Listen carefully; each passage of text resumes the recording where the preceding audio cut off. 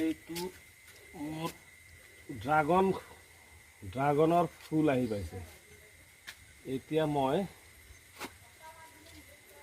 ইয়াৰ প্ৰজনন ক্ৰিয়া ঘটাব লাগিব। সাধাৰণতে ড্ৰাগন ফল মই যিটো দেখা পালোঁ, ৰাতি সন্ধিয়া 8টা-9টা মানত ফুলে আৰু ৰাতিপুৱা হওঁতে এইটো ফুলটো নষ্ট হৈ যায়।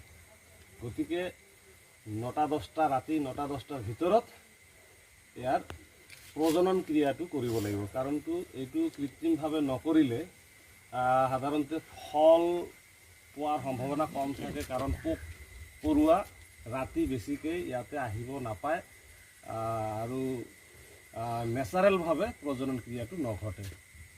তো দৰ্শক মণ্ডলী চাওক, এয়া হৈছে আমাৰ ড্ৰাগন গছৰ ফুল। এয়া হৈছে পুংলিংগ, এয়া হৈছে পুংকেশৰ। এইটোক পুংকেশৰ বুলি কয়। এই পুংকেশৰৰ পৰা ৰেণু লৈ আমি স্ত্ৰীলিংগৰ লগত সংস্পৰ্শ কৰাব লাগিব, যিটো সাধাৰণতে মৌমাখি বা পোক পৰুৱাই নেচাৰেলি এইটো কৰে। কিন্তু ড্ৰাগনৰ ফলত আমি যদি কৃত্ৰিম উপায়েৰে কৰি আছোঁ, এইটো যদি কৰা নাযায় তেতিয়াহ'লে সঠিকভাৱে প্ৰজনন ক্ৰিয়াটো নহ'ব আৰু নোহোৱাৰ ফলত ফল নোপোৱাৰ সম্ভাৱনাটোই বেছি থাকে। তো সম্ভৱতঃ হ'ল, মই আৰু অকণমান কৰি দিছোঁ। যথেষ্ট ৰেণু থাকে, পুংলিংগত যথেষ্ট ৰেণু থাকে।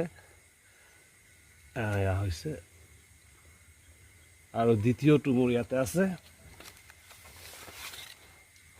মোৰ আজি 2টা ফুলিছে ফুল।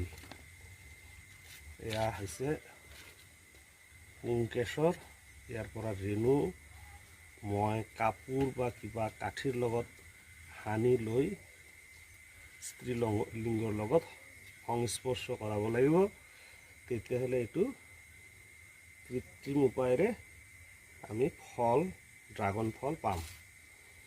তো এয়া কৰি আছোঁ।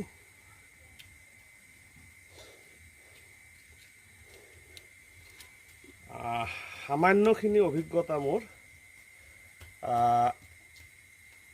কৃষকসকলৰ জ্ঞাতাৰ্থে, নতুন যিহঁতে ড্ৰাগন কৰিব বিচাৰিছে, ড্ৰাগনৰ খেতি কৰিব বিচাৰিছে, তেওঁলোকৰ